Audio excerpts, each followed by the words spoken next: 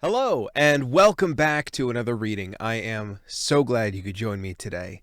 As always, first off, a huge thank you to my patrons. You guys are amazing. If you would like to join them, I do have a $1 tier, very minimal commitment, or you can pledge an amount and then cancel your pledge if you only want something short-term. I appreciate any support. I am now realizing I am so pale, I'm being completely washed out by this light. Okay, well, you're getting tank top, washed out, curly-haired Jake today, so that is what it is today, I guess.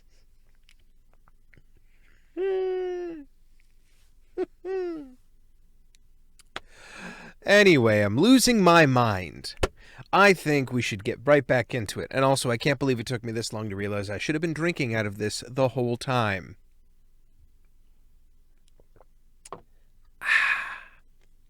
I've got the book. I've got the drink. Let's go. Let's dive right back in. To The Legend of Luke by Brian Jacques, Chapter 26. Verg snuggled deeper in his hammock. Morning sunlight streamed through the cabin window, and he tried to ignore it, closing both eyes tight. But he could not close his ears to the raucous duet which the cook and his assistant were yelling from the galley. Other crew mice were already awake, hurling objects at the galley door, haranguing the singers within. "You'll turn the grub sour with that noise! Aye, belt up, you two! Stop that awful racket!" But Bo and his assistant Cardo were in a full cry and not about to give up for mere threats and insults. "Oh, what do you do with a saucy crew? Stew, stew, stew. What's better than a bowl of stew? Why, a bowl of stew or two. We fries the varnish off the mast, then add some old rope ends, and the captain's boots all pulled up slow, good flavour to it lends. So scoffed it up, 'tis good for you. Stew, stew, stew. Made with a drop of lantern oil and a barnacle or two. Some fine sail threads and fish heads, and roast the cook's old socks. Then add some to the vat of that they used to grease the locks. Oh, stew, lovely stew, no skilly and duff or brown bagoo. Just swallow the lumps that you can't chew, and fill a plate to your worst mate. Then sit and watch him tempting fate, with a face so green and a nose all blue. Stew, stew, stew." Luke was guiding the tiller, smiling as he listened to the crew voicing their doubts about breakfast. "Do you think he really meant it, Caudle?" "I don't know, mate. Maybe they're just joking. But they wouldn't use lantern oil and grease lock, would they, Verg?" Verg winked at Luke as he answered Denno, who was prone to bouts of seasickness at the slightest thing. "Who knows, mate? Old Bo's been a great un for playing pranks, and I remember the salty stew Cardo made when we first set sail. What do you think, Luke?" The warrior was hard put to keep a straight face. "No, Verg, I don't think Bo and Cardo'll do that to our victuals, though I couldn't find my sea boots this morning." The cook and his assistant staggered out of the galley, bearing between them a steaming cauldron. Denno's usually ruddy face took an unhealthy pallor. "I ain't eating none of that stuff." Grinning wickedly, Bo dipped a beaker into the cauldron. "Oh, after all the blinking trouble we went through preparing this delicious stew. Now see here, Denno, my ladder, I'm going to see you eat this, even if I have to feed it to you myself. It'll put the jolly old roses back in your cheeks. Now open your mouth wide, old chap." "I'm too young to die." The crew of the Sena shook with laughter as Bo chased Denno round the deck with the beaker of stew.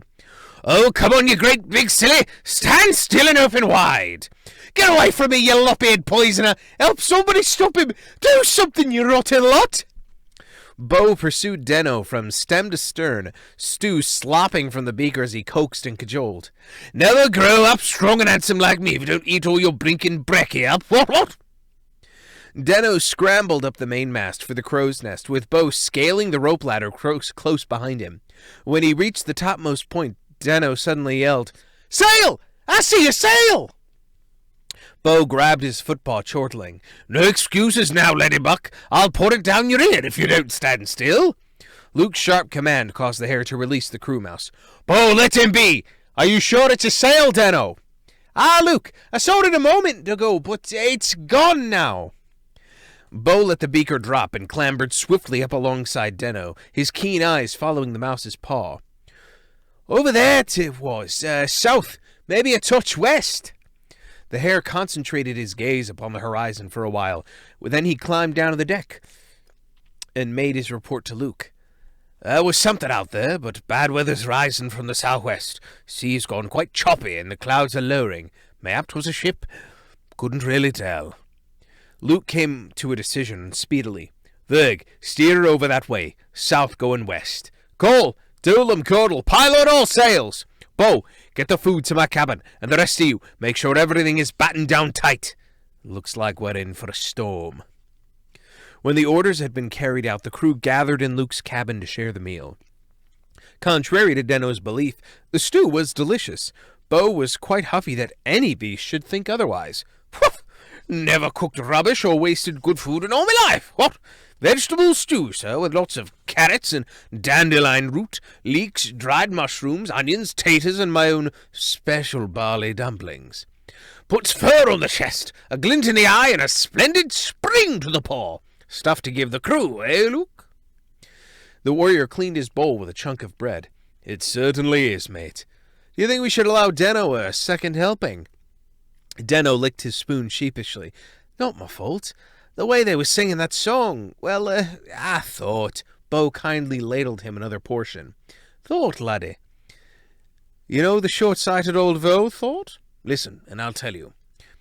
A short-sighted vole climbed out of his hole. His glasses he'd lost, I'd fear. Some blossom petals fell in the breeze, fell on his head. Oh, dear! I thought 'twas summer, but winter's come. 'Tis snow,' that vole did shout. I think I'd better go and warn the creatures hereabout. He bellowed round the woodland wide. I think 'tis going to freeze. He shooed some sparrows from a nest. Back to your hive, you bees!" And squinting dimly at the ground, he lectured tufts of grass. All hedgehogs now should be indoors till wintertide does pass. Go join your family round the fire. Don't sit there all alone. 'Tis no fit weather for a mole. He scolded at a stone. And as for you, he told a bush, you badgers aren't too smart. I thought you'd be the first to know when winter's due to start. So gather round and listen all, my morals clear and true. I think 'tis best is to stop and think when thoughts occur to you.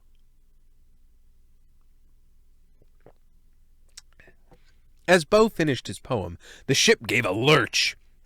Luke saved the stew cauldron as it slid by and laid it safely on the deck, wedging it twixt the table and his chair. Don't panic, crew, 'tis the bad weather. Sit tight and wait it out in comfort. There's little else we can do. I'm going out on deck. Virg, you come with me. We'll take tiller watch, 2 at a time, till the storm passes. When you go out there, use ropes and tie yourselves to that tiller. I don't want any crew washed overboard.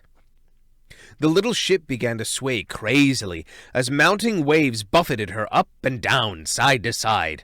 Luke gritted his teeth as he and Virg strove to hold the tiller on course. Spray lashed both mice until, despite their heavy cloaks, they were saturated. A high-pitched whine, like that of a stricken beast, rose above the storm's din. It was the wind playing on the tightened rigging ropes as if they were strings of some instrument. Pawing seawater from his eyes, Virg glanced anxiously up at them.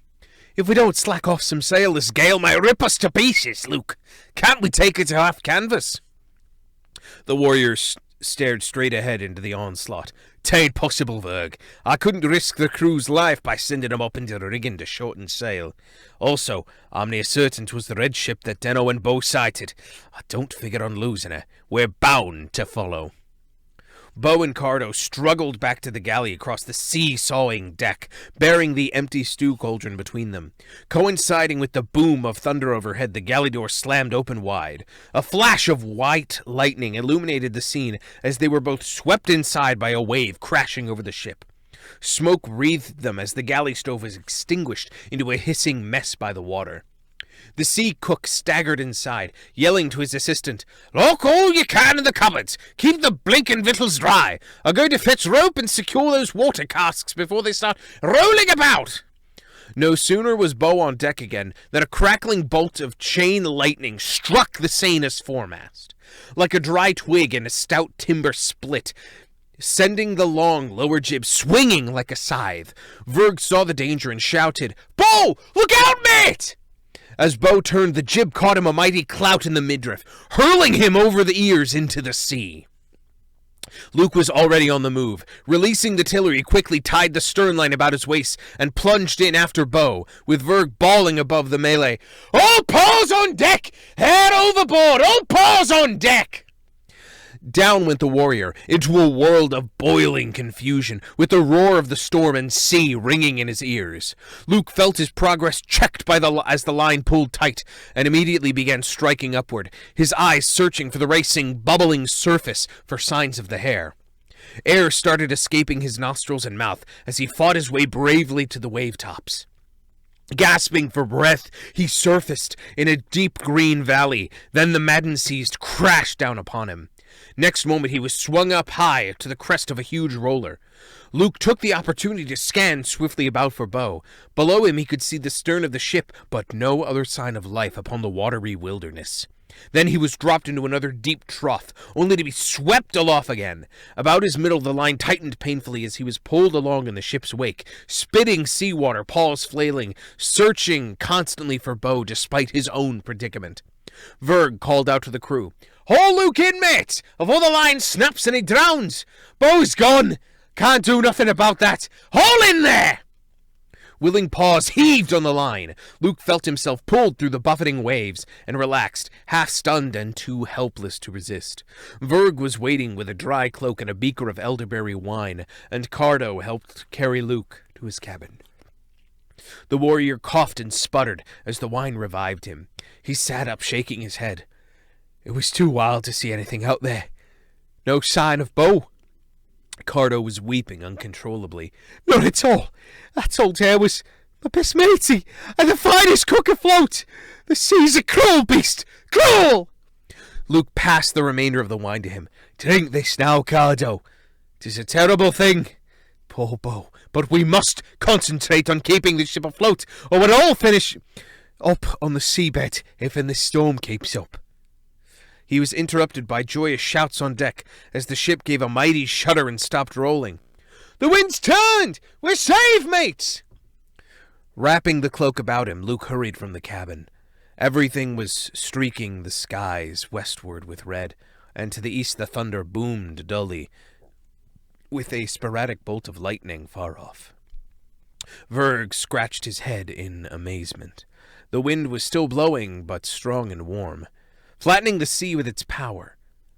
The Sena shuddered lightly, her damaged rigging thrumming as she responded to Doolam's touch on the tiller and sped southwest. Relief among the crew was evident. Cole laughed. "Quickest thing you ever did see, Luke. One moment we're near sinking in a storm, then swift in a flash, the wind turns east and suddenly veers west. We're saved!"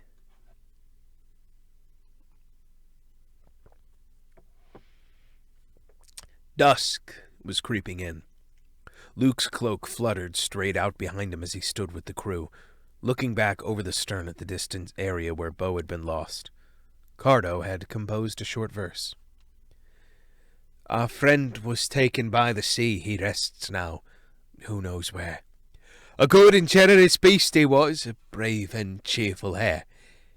We've got no flowers or blossoms to cast out on the deep. No stone will ever mark the spot where he sank down to sleep. Bo, feathering soul, Cosfortingham, sweet as long summer days. Your memory lives in our hearts. You'll be our mate, always." The crew stood in silence, heads bowed, tears falling onto the deck. Every beast had loved the hare dearly. Luke took a deep breath and wiped his eyes.